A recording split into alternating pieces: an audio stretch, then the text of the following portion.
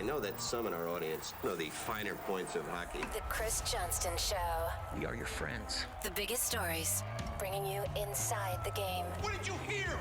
The Chris Johnston Show. Powered by Sports Interaction. Wanna bet? What is going on? Here's Chris with your host, Julian McKenzie. Part of the game. Stanley Cup playoffs. We finally reached them. 8 different series to go through, and we will go through them today for the first round. But just before we get started, because we know, Siege, you're going to be on Tampa versus Toronto. What are your plans for your coverage? Like, take us through your game plan. Take us through what the vibe is like right now. Like, let it all out right now. How you feeling? Well, I'm feeling great, and I would say the vibes in Toronto are immaculate right now because nothing's happened. Well, nothing's happened yet. I mean, there's nothing to overreact to or get wound up about. The weather turned great this weekend, so it feels like spring. You know, the Blue Jays just finished off a pretty good homestand. You know, life's pretty good in the city, and you know, you're right. I'll be on the ground for all the games in the Leafs Lightning series, producing content for North Star Bets every day. We're going to do a bunch of different things. Obviously, you know, stories about, you know, what's going on in the series and the games. I'm going to do a live Q&A actually with people on Tuesday. So keep an eye out for that if you're interested. You know, do some video content as well. So, you know, a little bit of everything, but it's going to be fun. I mean, it's pretty crazy when I look at it, Julian. I've covered every Leafs playoff game back to their last series win in 2004. You know, I wasn't working, at least not, I wasn't established like I am now professionally back then, but that 2013 series and then everything that's happened the last 6 years. And so, you know, in some ways you cover these series like for what they are, but there's always with a team like the Leafs, the way I imagine it was if you were covering the Red Sox in 04 or the Cubs, like you're almost covering you're adding another little chapter to a long history. Right. And so it's pretty good. I was at both practices Saturday and Sunday that Toronto had. And, you know, it starts to feel real, right? The players are getting different kind of questions and, you know, facing Tampa. I mean, everyone sort of knows what to expect to a certain degree because, you know, these two teams faced last year. And so that adds a different element as well, that the 3-time Cup finalist, 2-time champion, 1-time runner-up are coming to town for Tuesday night. What do you remember from 2004 and covering that playoff series? Were you still with CP at that point? Like, you say you weren't established then, but like take us through a young CJ 19 years ago covering the last Leafs playoff series. What was up? Well, sorry, I kind of jumbled my words there. I wasn't covering that series. Okay. At least not home and away. I did my first time ever going to the NHL as a reporter was the 2002 series Toronto played with Ottawa in Game 5. That was a second round series. And I was so nervous. I was a summer student at the Canadian Press. Like, I remember like getting the tap from Neil Davidson, my former boss there. And like that whole day leading up to the game or what have you, like I was like went and bought like new batteries for my recorder. Like I just was like, I really didn't want to mess that up.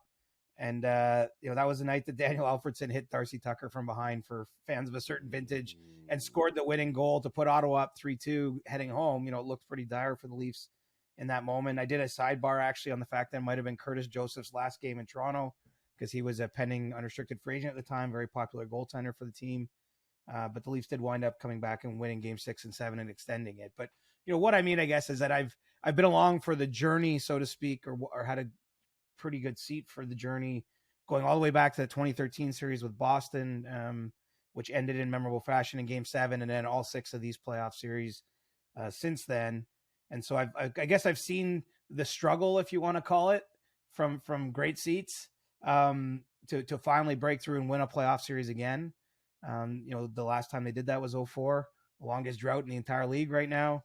And so it does feel like, you know, every time they get back there, that's part of the story. Is this year they're going to knock the door down? I think that you can't avoid that, right? I mean, at a certain point, obviously, you know, like they traded for Ryan O'Reilly 2 months ago. It's not Ryan O'Reilly's fault that this organization hasn't done anything for 20 years.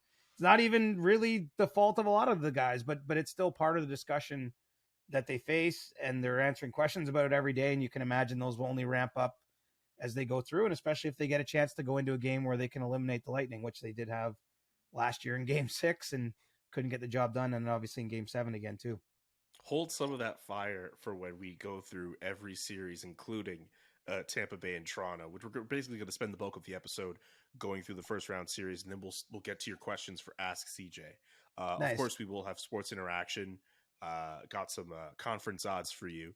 There is one question I want to ask you. I asked this to producer Nick, and he seemed a little on edge with this one. So I'm going to ask you this because I think you can provide an unbiased take on this. Would Leafs fans feel better or worse if their team somehow went up 3-0 on the Tampa Bay Lightning in the first round? What do you mean better? I mean, that feels like a trick question. It is? It's How a trick could you question? not? Okay. How could you not feel good about having 4 chances to eliminate a team? Because the Leafs know all about having 4 chances to beat a team and not taking advantage of those 4 chances? I guess. I mean, I Or don't. 3 I or guess 4, whatever. I suppose what you're getting at here is that fans are conditioned to always expect the worst, even when something good is happening. And this is true, and I'm not doing it to troll. Like, this is what the DNA of a Leafs fan has been for the last 20 years. That's what it is. Right. Well, I would have to think everybody on the Leafs side of that ledger that isn't sitting, paying to sit in the building or watching on television at home, everybody with the Leafs would love a 3-0 series lead and 4 chances to eliminate the champs. I'd like to think so, too. I mean, look, it's the playoffs. Nothing ever goes your way like the whole time, no matter what team you are. Even Colorado, which had a pretty smooth run, all things considered, to winning the cup. They didn't face like these dire moments so much, and they won some shorter series on their way. But it's still like they lose Darcy Kemper to an injury, and they had a chance to secure it on home ice in the cup final and lost, and had to go back to Tampa. And you start to get some gremlins in your brain, wondering if like all those types of things are going to happen. I mean, that's if you want to sum up why we love the playoffs, it's because all kinds of crazy shit happens, and it's because it's never going your way the entire time. Like, you have to face doubt and you have to find your way through. And so you're right. I guess that the fans of every single team, anyone who's invested in their team, they're going to, like, what they love and what they hate about this time of year is they're going to go through some things, and one fan base is going to be lucky enough.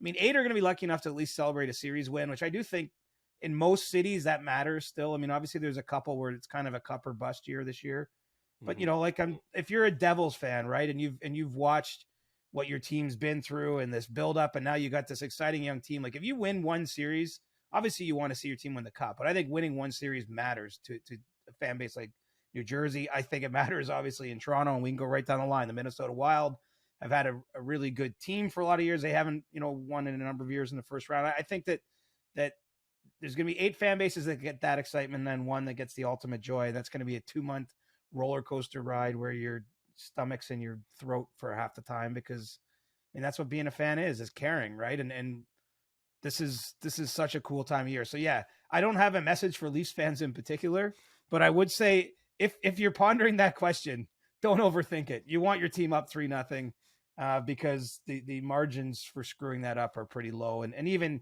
historically, I know it happened a couple times relatively recently, but it's your chances of winning that series historically are like 98%. And I would take those odds. Pressure is known to make diamonds. So that's my response to that. Also, I'm amped up. Let's get to these previews as quick as we can. First, let's get to You Can Bet That. You Can Bet That with David Bastel. Brought to you by Sports Interaction. Get in the action and make a play. 19 plus. Please play responsibly. Time for another edition of You Can Bet That, people. Remember to hit up sportsinteraction.com/SDPN for all of your gaming needs. We've gone through Stanley Cup playoff odds, or at least Stanley Cup finalists, or who could win. I thought it would be cool to look at who could come out of each conference. In the East, the Boston Bruins, of course, favored at plus 195. Toronto with the second best odds at plus 528, and Carolina third at plus 561. And in the West, in order from favorite to third favorite, Colorado, Edmonton, and then Vegas. What do you think of those odds, Siege? They're kind of interesting. I mean, I guess you put the Leafs there because if the Leafs are in that position, then obviously they push Boston aside, and you think that's going to be the toughest challenger for anyone on the eastern half of the bracket. That is true.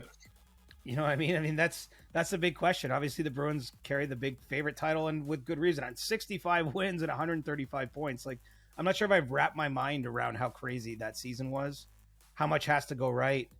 The real fact that I think the Bruins players are rallying around the idea that this is potentially the last year for Bergeron and Krejci. I think there really is a last dance vibe, and so they're like leaving nothing to chance. So, I mean, they clearly deserve their odds. I mean, in the West, to me, I'd put Edmonton above Colorado. I really think that, anyone who's been listening to the last few episodes, like I just think if you look at the last half of season, it's hard to make a case that anyone's been truly better than Edmonton. They're 16-2-1 since the trade deadline. I have all the respect in the world for the Avalanche, but given that they're walking into this playoffs with so many injury questions and, not having the same team as last year, missing, had to lose some key players as part of the cap crunch, I actually give my edge to the Oilers. So, I mean, as always, take my ideas with a grain of salt on this stuff. But to me, it's setting up towards a Boston Edmonton final, and so there's probably some value there that the Oilers aren't listed as the favorite. Very interesting. We are how many minutes into the podcast that we already have a Stanley Cup final prediction? I know you said it on the SDP, but it's important that we document this here on the Chris Johnston Show and on You Can Bet That. So don't forget to check out sportsinteraction.com/SDPN for all the best odds before game, in-game best props. sportsinteraction.com/SDPN. So it seems like there's always something new and exciting going on at the SDPN. Have you seen our brand new website? SDPN.ca has got a new look and tons of great new content. We've got the SDP, CJ Show, that's us, Noxie and Cax, the Objective Basketball Podcast, Nailing the Apex, Agent Provocateur, Game Over, the list goes on. And you can catch up on all of our latest shows at the brand new SDPN.ca. Plus, we've got news and special features from across the world of sports. It's an awesome website. Add it to your bookmarks. Call your friends. Tell your family, including your grandma. She would really appreciate it. One more time for the people in the back, sdpn.ca.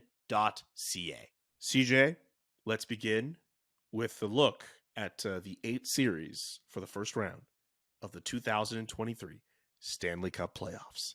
I just get chills just saying that. We need like dramatic music.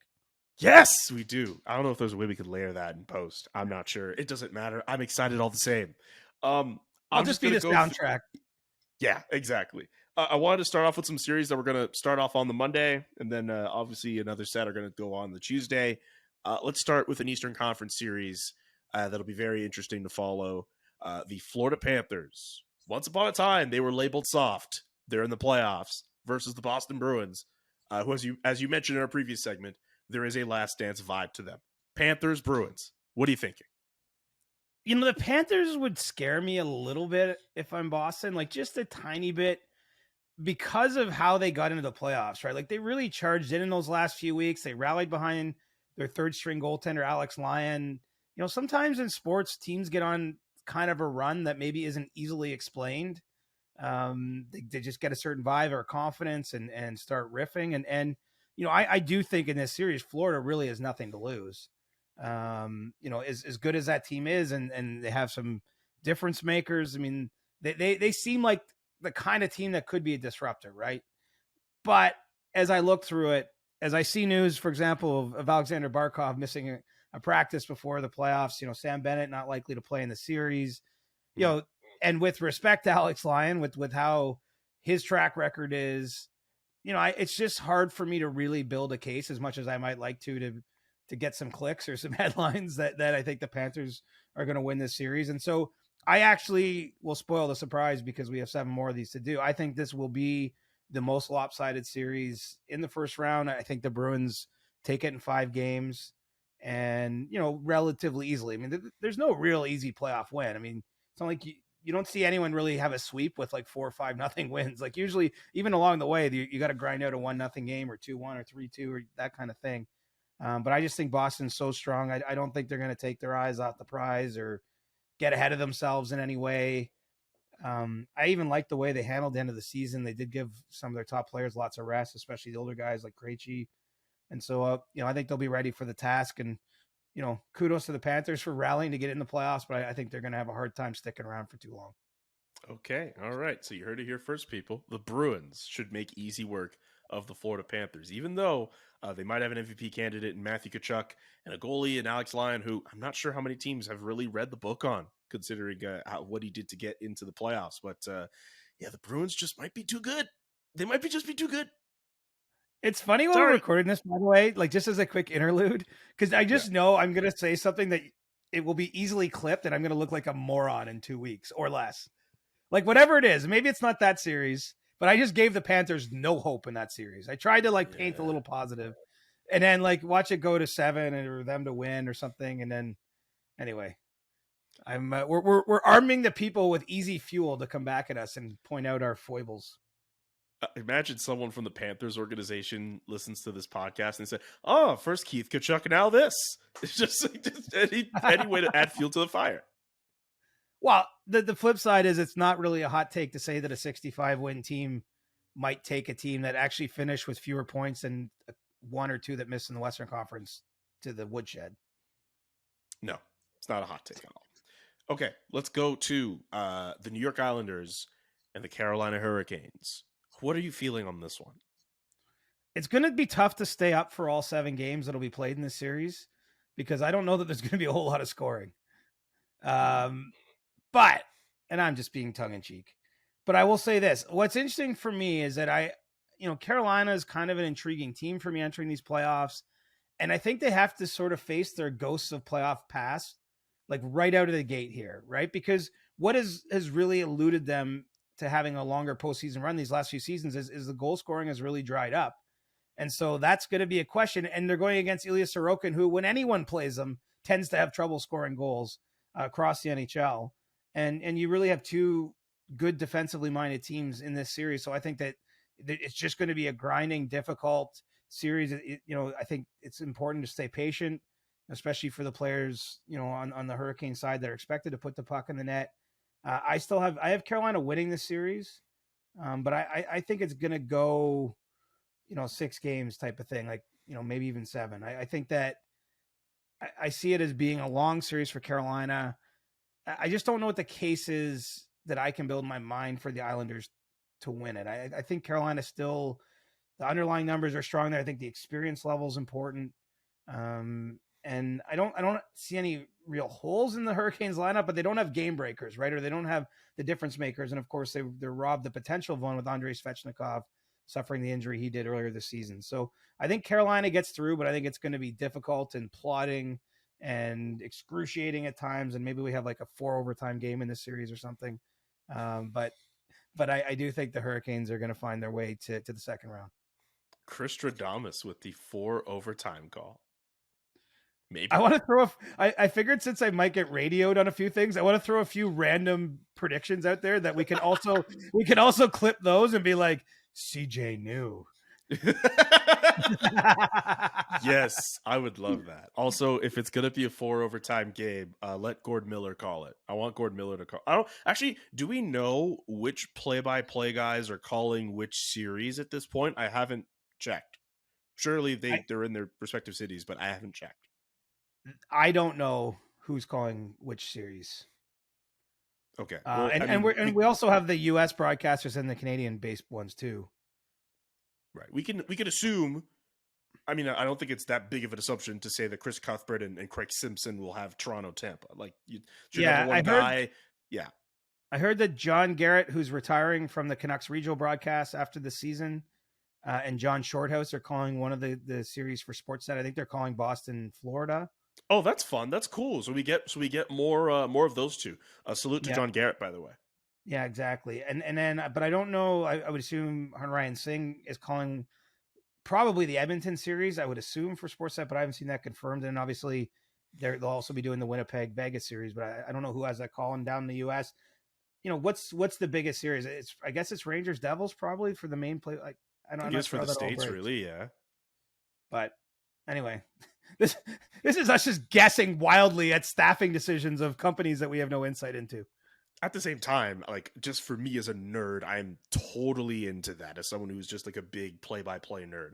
I think our friend Avery Lewis McDougall said that it's going to be John Butchergross and Kevin Weeks in Edmonton because he's excited about seeing Kevin Weeks in Edmonton.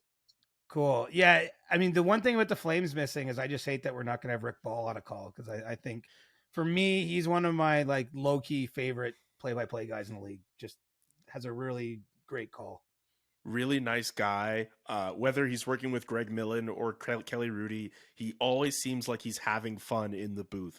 As someone still getting used to how things go in Calgary, getting to know Rick Ball, he had a bit of a health scare partway through the year too, and you know it was a little worrisome at that point. But he's been able to rebound from that and able to finish the season. So always has my respect. So shout out to Rick Ball doing his thing. But yeah, I don't know if he's on part of any playoff coverage, but yeah, I heard sorry not. for the little break. Sadly, the Flames didn't get him in there for us. Yeah, sorry for the little break in the playoff coverage. We'll get back to the other series, but you know, we're nerds. We have to talk about this stuff. Minnesota versus Dallas. This series, just on paper, looks like it could be the closest of all 8 of these series. We're talking about teams that are relatively close in terms of I think goals allowed per game. Like I think Dallas is just like 0.05 better than the Minnesota Wild. But of course, in terms of their defensive scoring, I mean, Miro Heiskanen's having himself a really good year, but like Jason Robertson versus Kirill Kaprizov, Wyatt Johnston versus Matt Boldy. Minnesota, are they going to start Philip Gustafsson? Are they going to start Marc-Andre Fleury to start the series? Like so many questions, so many different storylines to follow in that series. I'm very intrigued about this series, but also your thoughts. Yeah, it's sort of like, to me, it's almost the West version of Islanders Hurricanes. I think that, you know, 2 really defensively strong teams. I mean, each team has a dynamic forward too, with Jason Robertson and Kirill Kaprizov, which, you know, can add an element to what's going to happen. You know, I would like Minnesota's odds better in this series if they had Joel Eriksson-Ek. Unfortunately, their top center is down injured, and it doesn't sound like he's going to play in this round. And I think that because the teams are so close, as you highlight, a loss as significant as that one can tilt the odds in a meaningful way, even though this is, of course, a team game. I just don't know how Minnesota fills those minutes down the middle as capably. Well, I mean, the truth is they just can't. I mean, there's certain players on any given team that you really can't replace. You're just trying to survive without them. I still think it'll be wouldn't surprise me if we won 7 games. Honestly, I do think it's close and it's going to go back and forth, but I've got Dallas coming through in this series. Unfortunately for Wild fans, extending, they're a pretty lengthy run here without seeing a playoff victory. It's just, I mean, health is part of this too, right? Like this is where the playoffs can be frustrating, aggravating, as you play a whole season, or maybe you win a round and then you lose your best player. Like it's hard to continue on and keep grinding through the spring. I mean, that's part of this is attrition, right? As much as maybe not the first round generally. I mean, that's a little bit, this is as good as I think players are going to feel. Like what we see on Monday and Tuesday night, the reason those games are like you're on a candy high or something, like you've sugar high, is because like the players for the most part are as healthy as they can be at this stage. They're excited, of course. The energy in the building's real. It is spring, and then it slowly just becomes, like a marathon battle, and it's just who can drag it through. So anyway, I've gone on a long tangent here, but that's my way of saying I think it's going to be tough for Minnesota down Eriksson-Ek. I guess for them, you're trying to rally around. If we can win around, I don't know exactly his health status, but you're trying to play long enough to give him a chance to get back in the lineup at some point. I think they're going to have trouble getting through Dallas. So I think the Stars win this in 7 games. Let's go to Los Angeles versus Edmonton. You seem pretty high on the Edmonton Oilers, Siege. Yeah, it would be kind of crazy if I picked LA to win the series, given that I've already, submitted Edmonton as my Cup final winner. But I'll explain maybe some of the dynamics I see here. These two teams played last year, and it was 7 games, right? And LA was up 3-2 in the series. So, very much could have won last year's series. And I think that Kings have gotten better in a meaningful way. They didn't have access to Drew Doughty in that series because he was injured. They hadn't yet acquired Kevin Fiala. They hadn't acquired Gavrikov and Korpisalo as they did at the trade deadline. They're a year older with some younger important players on their team. I do think that the Kings are a better version of themselves. I just think the Oilers have gone to a different stratosphere, and are a much, much better version of where they were a year ago, even a much better version of what we saw for most of the first half of the season. And I don't think we can overstate how dominant Edmonton was in the second half of the year. Finishing 16-2-1 after the trade deadline, really cutting back on the goals against, and some of their underlying numbers improved. It looks from afar like everything fell into place there. And so, I still don't think this is an easy series for them. If there's one team that's kind of built to match up against them, I think LA is pretty favorable there. Having two centers like Philip Deneau and Anze Kopitar, for example.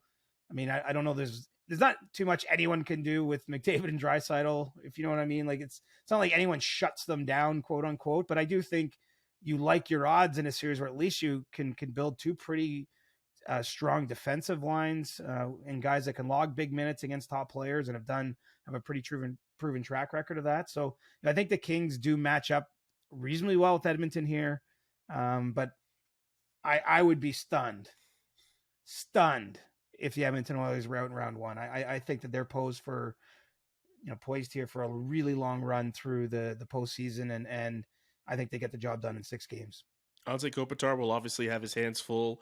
Don't sleep on the work that Philip Deneau can do in the playoffs as well. He's a proven performer in the playoffs, especially from a defensive standpoint. If Kopitar is going to get McDavid, I assume Deneau will probably have to deal with Leon Draisaitl, or however those lines will kind of work out too. But also just the way the Oilers are stacked. I mean, McDavid, Draisaitl, Nugent Hopkins, who's off a career year. If Evander Kane is going to be able to provide offensively as well. If Stuart Skinner's likely going to be the guy as well. He's had himself a good year too. Like that Oilers team, they look good. And I like the Matthias Ekholm acquisition as well. Like they look like a team that could go far this year. But the LA Kings have been among the league's best since like February. And they know a thing or two about going for. They look good. They stumbled a little bit the last couple of weeks of the season. Like it just feels like, and they have some health questions. I mean, I know that's a common refrain, but I just think that they're not quite on their top form either. And Edmonton looks like I don't know who would want to face Edmonton at this point, honestly, like with the way the way everything came together for them in the last few months of the year. I mean, they must have the kind of confidence you can rarely get as a team, as a group of athletes. And that's important too. That is true. Okay, so let's get to the next set of series. The Colorado Avalanche and the Seattle Kraken. Producer Drew, now's your time to tune in on whether or not the reigning Stanley Cup champions will fare greatly against the upstart Seattle Kraken. So what's bracking with the Kraken and the Avalanche? Well, Seattle's going to be a pain in the ass. Like Seattle is not going to make this easy. I think that the way they play and the depth they have through their lineup, that this is going to be a hard series for the Avalanche. However, I don't know that the Kraken have enough to pull through and pull off what would be a pretty significant upset and win it. We'd maybe be billing this as like the Philip Grubauer revenge series, except that Philip Grubauer had 2 sub-900 save percentage seasons since leaving Colorado to sign in Seattle on a long-term big ticket deal. I mean, if there's one huge glaring weakness that I just can't look past with Seattle is they got among the league's worst goaltending this year, which, give them full marks. They still finished with 100 points. So the fact that they, had such struggles in net and still overcame it and won at that clip and managed to qualify for their first postseason. And again, I think they're full value as a group of skaters. I really think this is going to be a tougher series than it looks like on paper for the Avs. But I can't see the Kraken taking it all the way to a big upset and knocking the defending champs off. So I'll take Colorado in 6 to hedge my bets. I thought about 5 pretty hard because I do think that they just that difference in net isn't insignificant. You know what I mean? Like it's not a small thing. And Georgiev actually had a maybe under the radar awesome year for the Avs this year. But I'm comfortable with him. And I think that team, despite a million injury questions for them, whether it's, Makar and Darren Helm, and we know now Gabe Landeskog's not going to play all playoffs. It seems like they've got a long injury list, longer than you'd want to start the playoffs. They still played damn well down the stretch to the Avalanche. And so I think that I don't see their run ending in round one at the chance at a repeat. Okay. All right. So by the way, just for those who are trying to keep score, Boston, Carolina, Dallas, Edmonton, and Colorado are CJ's picks through 5 predictions so far. Dun, dun, dun. Dun, dun, dun. Okay, let's get to It might be 0-5. Who knows? Could be 3-2. Could be 4-1. 2-3. if you're 0 for 5, I don't like you being 0 for 5 at that point. I don't like that. That would mean a fair amount of chaos has hit the league. Holy crap. Imagine Florida, the Islanders, Minnesota, LA, Seattle, like a fair bit of chaos. And I don't know from a TV standpoint if people would want to see those teams there in the second round, but that might be another discussion for another day. I don't know. Yeah, I hate that TV thought. It's That real. too. It's real, but I'm like, look, if you have 32 teams in your league and 32 fan bases, like, it's cool when any fan base makes it to the Cup final or gets a chance to see its team play there. Like, you can't have New York versus LA in every final, like whatever sport. Like, it doesn't work that way. I'm glad you said that, because there's still something fun to a team that no one expects to go far, even if it's not the sexy TV darling to do well. Like if the leagues care so much about having the biggest names and biggest markets there every single year, like they really care about, to the point where they need them there, then you do like what they tried to do with the Super League in soccer, where you just put the best teams in the best, quote unquote, best teams in the league and just have them duke it out. But that's not fun.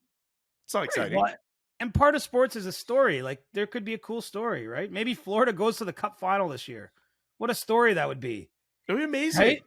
Like Alex Lyon, like out of nowhere. I mean, that we've seen these stories. Like St. Louis was a story in 2019. They were in last place in the league on January 3rd. They were using their fifth string goaltender, Jordan Binnington. Like, you know, like that's a story. And so, yeah, maybe it didn't deliver the sexiest matchup possible, but it was pretty interesting if you love the sport. And so, you know, I'm not cheering for teams, as I've said long in this, but I'm also not cheering, like, I'll let the TV bosses like sit in the ivory tower. Like, I'm down there I'm in the rink, man. I'm down with the people. Like, I just want to see cool things happen and interesting things happen, and not only interesting things happen in the big metropolises of the league. TV bosses sitting in their offices looking down, like, how much money can I make from the playoffs? Like, what would be the dullest final or something that they could have, like that wouldn't pop anywhere other than the local markets? I was thinking like Carolina, maybe on the eastern side. Like, there's not a lot of, like, I find the Hurricanes fascinating, but there's not a lot of national appeal. And then maybe, I mean, I don't know why I always have this one in my head, but Carolina, Dallas or something would be like a nondescript final, except everywhere but Finland. Remember we talked about this? There's like, it'd be like 28 Finns in that series, but other than that, anyway, I don't know where New Jersey. Yeah, you know what? Let's save that before some fans get upset, because a lot of great teams here and a lot of great markets too as well. Well, we're having that discussion after saying I hate this thought process. Is the point exactly, is, right? You could make an interesting case for like why every final could be interesting, but I get that they don't have broader appeal necessarily to those who don't generally watch the sport, and that's what you're hoping for. You're hoping to draw in fans who, like, it's like the Masters, right? Like, lots of people probably don't watch golf, but they'll watch Masters Sunday because that it has a deeper resonance than just the fact it's a golf tournament. And even then, like, some people will still pay attention to bigger names. Like Phil Mickelson had himself a good finish at the Masters this year. Like, that's a person worth paying attention to. Brooks Koepka found himself in the running. Like, that's a name that got, like, even more casual people seem to know. Like, there's still that element to that too. Again, this is turning into a whole other discussion. I realize I'm adding to that. So I'll just go to Vegas, Winnipeg. The Golden Knights and the Winnipeg Jets, they will do battle in round 1 of the Stanley Cup playoffs. There's something about this matchup, though, for me, where I'm like, I don't know if I'm that sold on the Vegas Golden Knights. I was gonna say, take a breath. I smell an upset. Oof, I smell an upset in the air. You do too, huh? And so I don't know. Maybe it's not an upset if we're both of the same mind here. But I just, there's something about this one that feels, you know, I don't want to hate, because Vegas won the Pacific Division, right? They did. And they did it with playing almost half a season without their captain, Mark Stone, who's got a significant back issue. They did it without having one 30-goal scorer on the roster.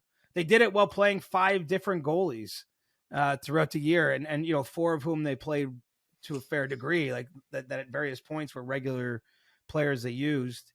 And they just don't have me sold, right? And the counter, I think, is that we have the Jekyll and Hyde Jets. Like what version of this team are we going to see? They had some big games in the last month where they looked great and poured a bunch of goals in. They had a real stretch where they couldn't put the puck in the net and looked terrible against some of the league's worst teams. Like it's a weird series, but I'll say that I don't know what version the Jets are going to be, but I'm reasonably confident that Connor Hellebuyck will play well enough on his own to win a game or two, steal a game or two. And I think that's significant enough in a series like this. I'll say this one also goes 7. I'm predicting, I think 4 7-game series. But I think Winnipeg wins the last game, and it'd be quite a story. That would line up, I guess, where they play the winner of Edmonton, LA. So we could have a Jets Oilers. We could have a Jets Oilers second round if my predictions are correct. Let's go. If my predictions are correct, it's Jets Oilers in round 2. Boston, Carolina, Dallas, Edmonton, Colorado, and Winnipeg. Through 6 series, these are the teams CJ has selected to advance out of the first round. I like this. This is good. I mean, we're doing our best here. We always do on the Chris I've Johnston Show. got the crystal orb here, you know? Don't hit the mic too hard. Orb, tell me who wins. Devils, Rangers. I need to know. Julian's going to ask so soon. By the way, with respect to Tampa Bay, Toronto, I understand the listeners and the viewers and how they want to know about that particular series. And I understand, Siege, you're going to be all over that series too. With respect to that series, I think Devils Rangers is going to be the coolest one of all of them. Like New Jersey versus the Rangers, whatever rivalry they still. I mean, the Devils were upstart. No one expected them to be any good, and now they find themselves as like the team of the future. The Rangers, they get Patrick Kane, the blue shirts, all of that. I am all about this matchup in the first round of the series. Again, with respect to Tampa, Toronto, the Kings and the Oilers as well. Devils Rangers. That's a series I want to be all over in the first round. Do you know who's got the best job in sports in the first round? Is New York-based hockey writers. Yes. Who can just like hang out at home and go to the Islanders games on the off nights and then go to the Rangers Devils games for each game of that series. I actually heard Mark Lazarus in The Athletic, your colleague, is headed to New York to do just that. What a cool assignment that is. Like that's, I'm not upset with my assignment, but like if I could think of something else, like that would be pretty awesome. The only downside is you probably don't get any off nights in New York because you got a game to go to every day, but it's still pretty neat to be able to do that. I'm with you. I love the idea of this series. I think it's a difficult one to handicap how it's going to go. I mean, even on top of things, like look what the teams did at the deadline, right? One gets Patrick Kane and Tarasenko. The other makes a 13-piece deal to get Timo Meier. Whoever loses this is going to really be feeling it, especially if it's the Rangers, right? They went to last year's Eastern Conference Final. They load up at the deadline. There's big expectations there, as I think there rightly should be. And they're a little older and further into their journey as a team. And so if they were to be defeated, that would really sting. But I think, the Devils too. I mean, part of you can say, oh yeah, we'll be back next year, but next year doesn't always come in pro sports. Things don't always go what you expect. So I think they got to take advantage of what they have. For me, the real thing that I think could make the difference here, and I'll just come out and say it. I'm taking the Devils in 7. Ooh. And the reason I'm doing that is as I think that their speed in this series could be a significant factor, and that, as much as sometimes we talk about youth or inexperience, having guys like Nico Hischier, who's played a handful of playoff games, and this is the first time go around for Jack Hughes, and you got Dawson Mercer, and you got, players that need to contribute and play well for the Devils to win and advance, not having a ton of experience there. I just think how quickly New Jersey transitions the puck, the way they attack on offense, I think is going to be a problem. And while Igor Shesterkin has certainly played much better in March and April than we saw earlier in the season, I'm a little less sure that he's going to be the player he was last year when he won the Vezina Trophy. And, ultimately we have to pick one winner. I don't have anything really bad to say about the Rangers in this case. I look at their lineup and I don't see one hole, man. Like I don't see like one position where I'm like, I don't know if that guy should be in. Like they've built a really deep team, but I think, if we look at this season, to me, the Devils were the better of those two teams. And I think that they have a significant advantage when it comes to speed. And I think speed has proven to be a very effective way of winning games, especially when the stakes are so high. And one mistake, one turnover, if you're facing a team that has the kind of speed and finishing ability of the Devils, can be a kiss of death.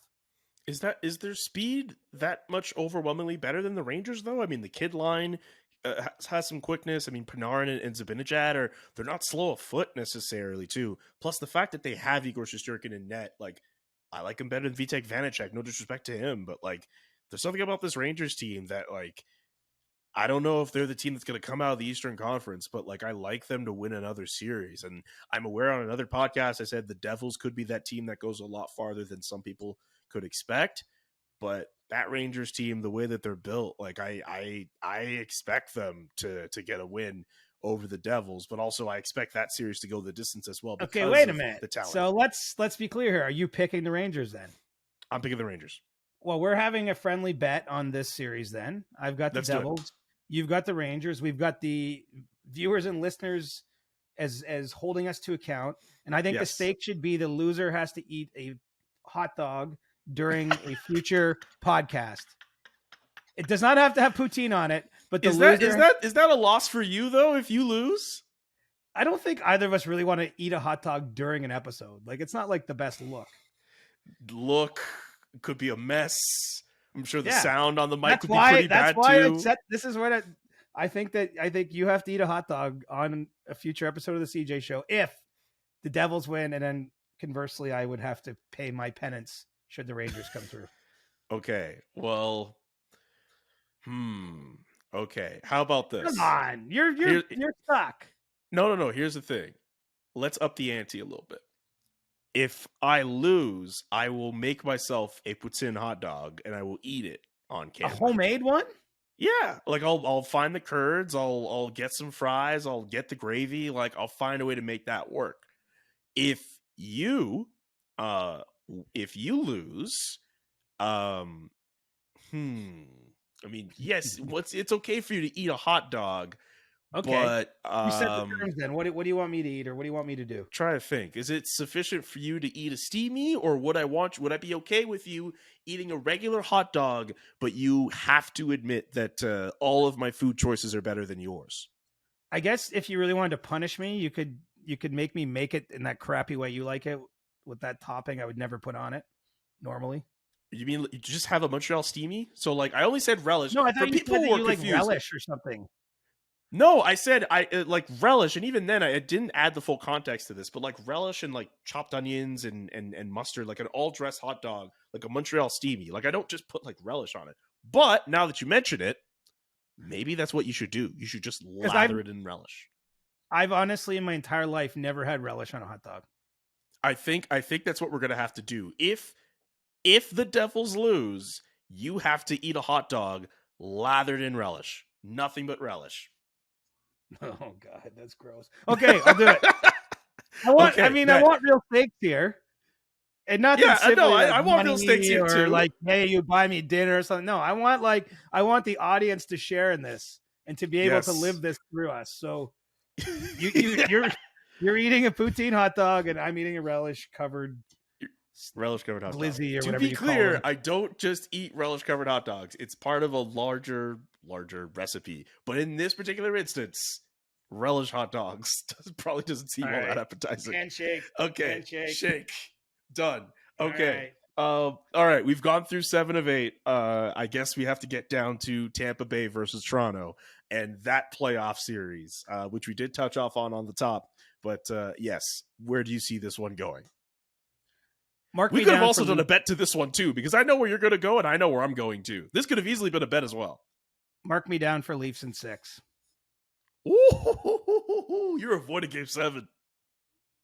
I'm not avoiding anything. I think that the Lightning are going. I think the Lightning are going to have trouble extending it to Game 7 with the way they played the second half of the year. So, I'm of the mind, of course, what's happened for years on years in Toronto. If the key players on the team are all the same, so it's in their heads a little bit. Like there's no denying that, right? Yeah. Well, you remember that Leafs All or Nothing series, and at the time Paul McLean was working for the coaching staff. He's like, they got fucking demons under their car and in their heads and in their beds and all this stuff. So I think there is an element of that, but I also just look at the two teams and think that the Leafs are the better constructed team. They're the healthier team with Tanner Jeannot out on the Lightning side of things, and they just had a much better season. They've been playing better, and as much as the past counts for something, I don't think it's going to impact this series to a great enough degree that Tampa finds a way to win it. If this was Carolina, if this was any other Eastern Conference team that has not had the success the Tampa Bay Lightning have had, I would be 100% in agreement with you. Until they prove me wrong, I do not feel comfortable going against the Tampa Bay Lightning. Until they prove me wrong. And again, they lost the Cup final against Colorado, but they went up against a really good Colorado team that can do everything right when everyone is healthy. But the Tampa Bay Lightning, I know they did not have a good stretch of play, but the Leafs have lost to teams that have not had full entire seasons where everything went great either in the first round of the playoffs. And look, I have no problem being wrong at the end of that series if the Leafs end up winning in 5 or 6 and they ended up being the better team. That's going to be a great story. That's going to be really awesome for them. Like 10 years of heartbreak and all of that, like that goes out the window. Fans can enjoy a series. But until they can show they can close that door, I have a hard time picking against the Tampa Bay Lightning in this series, and I have Lightning in 7. There you go. I mean, I feel pretty confident with this one. I will say, me too. I probably, off the top of my head, 4 of the other series were more difficult for me to pick. But this is the easiest one. Not the easiest. I mean, there's. I think Boston, Florida, I had more conviction about, fair. And I felt that Seattle, Colorado. I feel pretty strongly that Colorado's winning that series. But this wasn't anywhere close to the hardest series for me to pick between. So that gives you the level of my conviction in the pick. So Boston, Carolina, Dallas, Edmonton, we agree on. I realize I didn't really give my picks for those series, but we agree on those 4. Colorado and Winnipeg, we both agree on. But the Rangers, Devils, Lightning, Leafs could end up being 2 of the best series of the first round. Those are the series where we defer. I love it. This is awesome. Yeah, we're only having the one bet, though. I don't want to complicate things. We're betting on Rangers, Devils. We're betting on Rangers, Devils. For those who forgot, if the Rangers lose, I will eat a poutine hot dog, a homemade poutine hot dog. If the Devils lose, CJ has to eat a hot dog completely covered in relish. I think those are fair stakes. Oh, God. Go Devils. Go Rangers. Anything else you want to mention about these first round series before we get to the questions for Ask CJ? No, that was fun. I like that. I'm really pumped for the first round. I'm fully ready to go 2 and 6, but my 2 wins are going to be the 2 that we disagreed on, and that's all good. Yeah, if the one series I get right is Devils Rangers, I will be very relieved. Relieved. Like people, I will be bragging about a 1 and 7 set of picks as long as my 1 is the Devils winning. God. I can't wait until I don't know if you know YOLO_Pinato on Twitter. I think his real name. Like, he loves to dunk on people sometimes. If he were to go in my mentions and just be like, "Hey, you got all these picks wrong," or like LOL or something, like, I'm not eating a hot dog like CJ over here. Right. I would not care. I would not give a damn. I use him as an example. Other people would do it, but like he's just top of mind. Anyway, he cracks me up. I got to say, he's like one of my low key favorite followers. He's so great. He says I like where his brain goes. I like how he views certain things, even if I don't agree with everything. But when he's trying to dunk on people, I just like kind of sit back and I'm like, oof, glad that ain't me. That man knows how to stir a pot. He definitely does.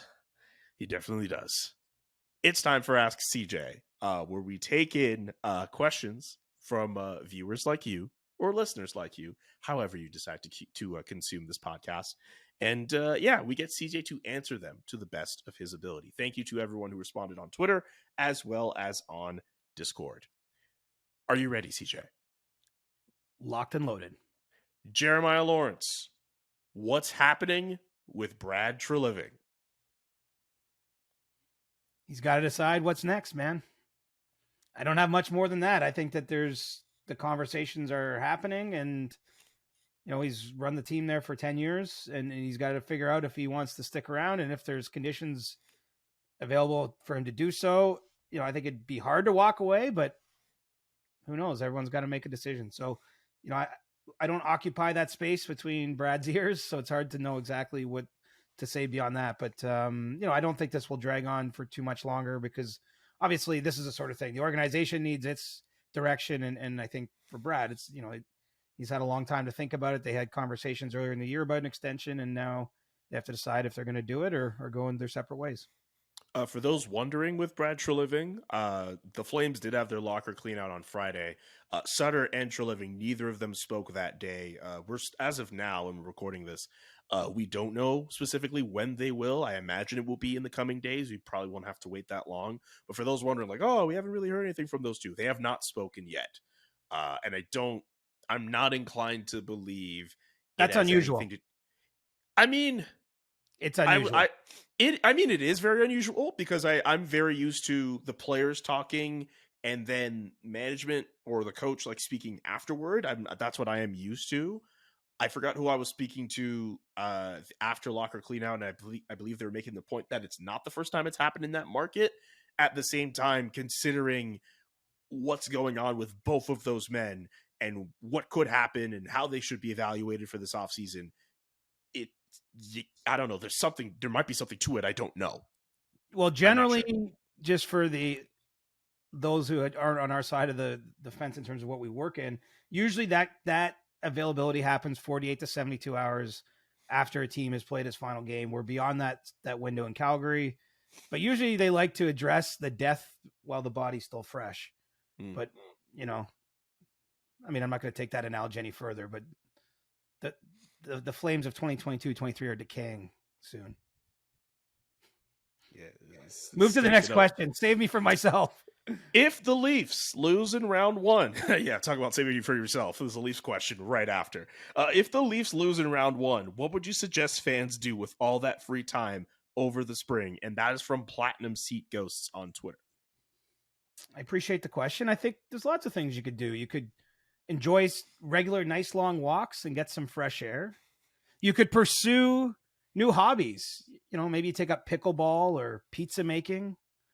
And I also think you should absolutely use whatever sporting energy you have left to get behind the Toronto Blue Jays. So life will go on no matter how this plays out in every city. And there's lots to be hopeful and thankful for. So consider that time a gift if you get it. That's the best way to approach it, I think. What's the cool outdoor festival to go to in Toronto? I don't. You're not asking the coolest guy you could be asking. I guess that's fair. But like in Montreal, for example, like there's Jazz Fest, there's Osheaga. I guess it's Carabana and OVO Fest, really, in Toronto. Yeah, those are the two ones that jump to mind. Pride Weekend's pretty big in Toronto too, and the Pride Parade itself is kind of like a big one on the calendar. I'm sure there's something else, but the truth is I kind of get out of Toronto in the summer usually. Yeah, and try to get a vacation, try to spend some time in cottage country, just try to recharge the batteries. So I've not been I'm here during the winter months more. Okay, so all that to say, like, just to add on to CJ's answer, do stuff like that. I guess that seems like it could be a good time. I'm just saying, get other hobbies. There's lots to do. That's very true. The questions get tougher and tougher. The Treliving one was pretty tough.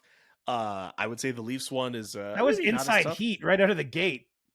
Oh, wait till you hear this next one from Bruno Laurent. Start one, cut one, trade one. Pierre LeBrun, Elliot Friedman, Darren Dreger. I'll admit to the fact I read this one, so I had a minute to think about it. Okay. I am starting Darren Dreger because I appreciate his veteran savvy. Whoa, I did not expect that. I am trading Pierre LeBrun because I think I'm going to get good value back in the deal. And I am cutting Elliot Friedman because I don't want that playoff beard anywhere near my team. I did not expect that. The whole time I was just like, okay, so he's starting LeBrun and then he's got to figure out Dreger and what? Oh, damn. I did have to think about it though. I'm glad I really don't often review those questions in advance because I like to give honest, like just really quick answers. But that one, I'm glad I had a minute to ponder. I feel good about it. Did you remember Elliot's COVID beard? Yeah, that was. I don't need anything like that near my locker room. Just so everyone knows, Freege is a good buddy of mine. I would say all this to his face. Oh my god, it did look pretty decrepit. No disrespect for you. There's like bird living in it. Like, oh, why did he grow it out the way that he did? I never understood that. Was it for like charity or something, or he just was like screwing up? well, it was like COVID times. I think he just stopped shaving, and then I don't know, it took on a life of its own. Maybe you should have had one of those like manscaped. He did raise money. To be fair, he did raise money when he did shave it, but I don't think it started off as that. I just think it started off as like, holy crap, there's a pandemic and we're all living at home, and he stopped. He stopped grooming himself for whatever reason. My guy looked like he was on. You remember the movie Castaway? Oh yeah. Yeah, my guy looked like all he had as a friend was Wilson the volleyball for a couple weeks. And the fact that I know he's capable of that's why he's cut. He was the easiest decision. He was the easiest decision. He's cut. Okay. All right. So you did it. Okay. So, all right. No more heat as crazy as the last three. This next one's from MW Bauer. Hi, CJ and Julian. How many games do you see Joseph Wall playing in the playoffs for the Leafs? 1. Ooh. When? Well, I mean, Eric Shalgren played in relief in last year's series against Tampa, which is probably forgotten by most people. I think Joseph Wall will be a backup to start the series. I don't know. I don't have a high level of conviction about this one, but Matt Murray is getting healthy again. I don't think that Wall would. It would take an injury. It would take injuries, I think, where Wall is a starter in a game, but I could see him coming off the bench at some point. Okay. Last one from Dr. Sun here off Discord. It's playoffs time, and now more than ever, getting into the right mindset before the game is of the utmost importance. CJ, if you were given the task to organize the national anthem before Game 7 of the Stanley Cup Finals with carte blanche, which artist group would you set the stage for this final showdown? T-Swift, baby. Damn. I mean, you have carte blanche, so like I completely understand why you get Taylor Swift. T-Swift. You want that to be an event. You want buzz.